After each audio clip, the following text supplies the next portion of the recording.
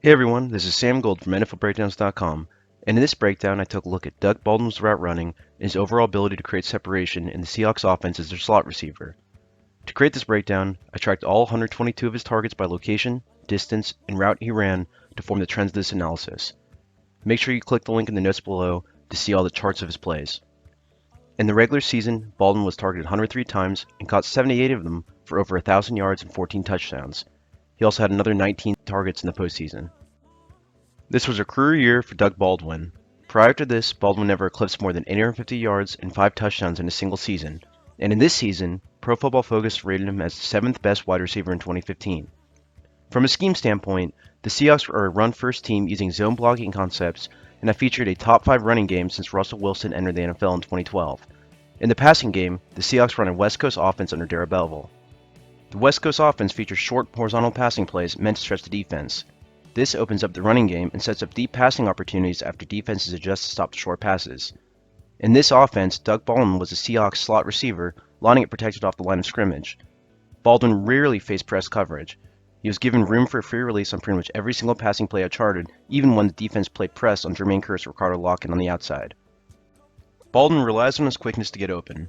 He is a very crisp route runner and does not waste any extra steps.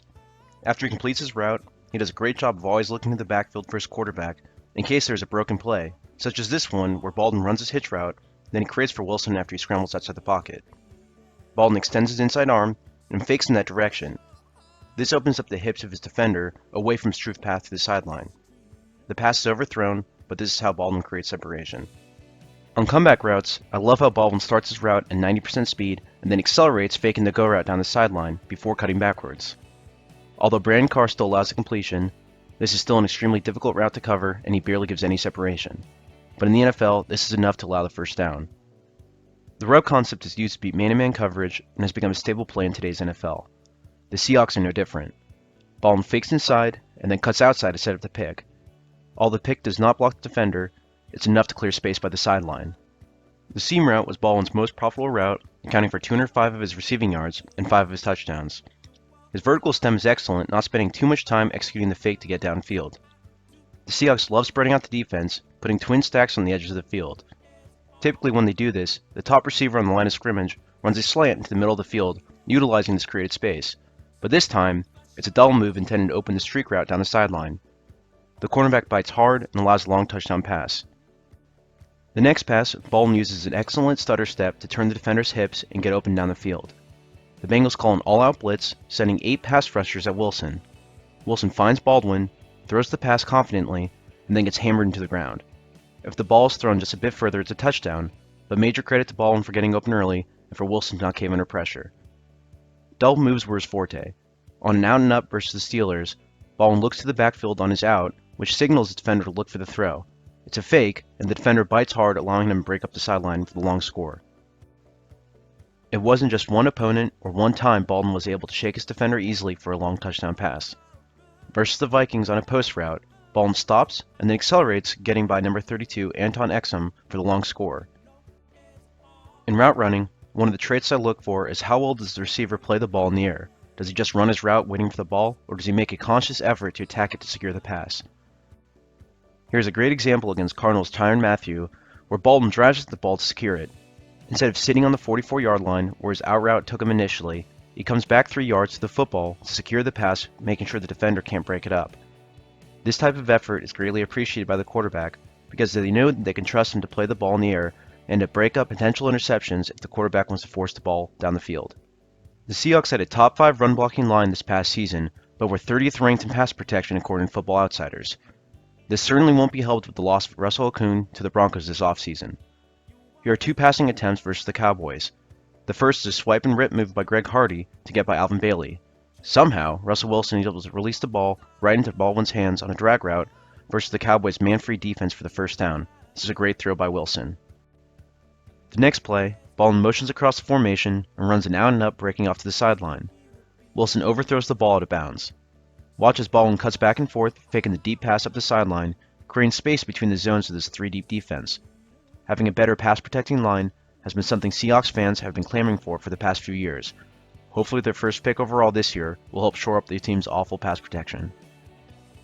For the Seahawks, Baldwin was a consistent producer of first downs, collecting 47 over the season.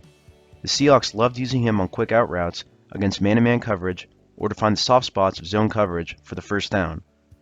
Against the Ravens, they lined Baldwin up behind Jermaine Kearse to protect him from the press coverage and used quickness to collect the first down on this pass to the right flat. In the playoffs versus the Vikings, Wilson threw the skinny post to Baldwin from the slot, but threw it high and behind. Baldwin turned, located the football, and pulled in the pass with one hand on his 3rd and 10 pass. What an amazing play to bail out his quarterback from clearly an errant throw. As I said before, the Seahawks run a West Coast offense. If the team can get the ball to the receivers quickly on short passes and the receivers can gain yards after the catch, this helps open up different facets of the game. Bubble screens made up 12 of Baldwin's targets, including this one versus the 49ers. Bubble screens are a great way to stretch defense horizontally.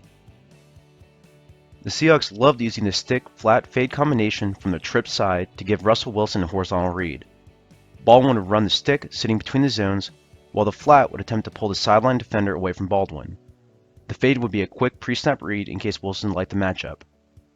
This play was used successfully against multiple defenses to give Baldwin the ball early and allow him to use his elusiveness to cut up the field for extra yards.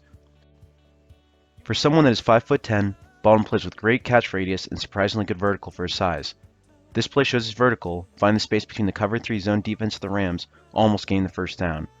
It's 3rd and 31, and Baldwin gets 28 of the needed yards and even lays out trying to get the final few. The Seahawks would end up converting on the 4th down, keeping the drive alive. Against the Cardinals, Baldwin finds a space between the zones for his in route, fully extending. Safety number 26, Rashad Johnson, is extremely lucky. He trips following Baldwin's cut inside.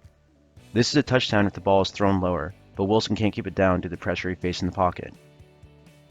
Missed opportunities could have resulted in at least 3 more touchdowns. Against the Ravens in the regular season, the Seahawks line up in trips bunch on the left side of the formation. Baldwin runs an out and up route against number 35, Sharice Wright, beating him in man-to-man coverage. I love the head turn on the out portion. These minor details are what makes Baldwin such a great route runner. The ball is overthrown, not allowing the completion. Versus the Vikings in the playoffs in sub-zero weather, the Vikings are playing cover 4 with 4 deep zones and 3 underneath. Baldwin runs a corner route, and he fakes to the sideline, which completely turns the hips to the deep left safety before blowing past him. The ball is tragically underthrown. In the following week versus the Panthers, Kirk Coleman bites hard on this double fake inside, but the ball is overthrown. The Seahawks are currently down 7-31 in the 3rd quarter, so they desperately need this pass to connect. It's overthrown, unfortunately. Based on what you've seen so far in this breakdown, is Baldwin worth getting paid as a top 10 wide receiver in the NFL? I think the answer is absolutely yes. Doug Baldwin is the Rod Tidwell of this offense, and the Seahawks know that too. They know that they locked up an extremely consistent slot receiver who uses his quickness against man-to-man coverage or his awareness to find space between zone defenders. This consistency is where his value is. After tracking all of his targets, I counted just 2 drops all season. You can clearly tell that Baldwin was looking upfield before he secured the catch on this drag route, which is what caused the drop. The only other serious mistake I saw him make was against the Rams where Chris Long stripped him from behind as he was juking. The ball was picked up by Jermaine Kearse, so no real harm was done. Baldwin's game is complete as a slot receiver. He knows that the Seahawks will consistently be a ground-and-pound football team, even though last year proved that the offense can not only be functional, but can explode offensively, with Russell Wilson and Doug Baldwin leading the charge. The issue we run into is volume.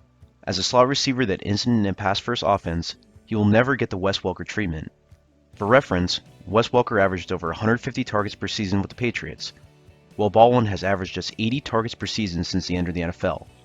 Maybe his contract is an indication of a potential change in offensive philosophy after Marshawn Lynch retired.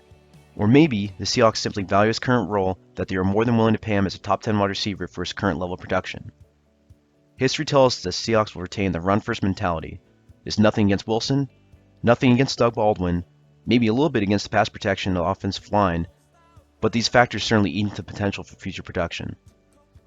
The other conflicting factor is that Jimmy Graham had 73 targets in his 11 games before getting injured, and Tyler Lockett, the rookie from Kansas State, had 68 targets on the season. Add the loss to left tackle Russell Okung to the Broncos, and I don't believe we have a recipe for a defined passing game. Well, that's it for me. Subscribe to my channel for my next video breakdown. You can find me on Twitter at SamuelRGold, and if you want to support my work with a donation, follow the link to my Patreon account in the notes or on screen.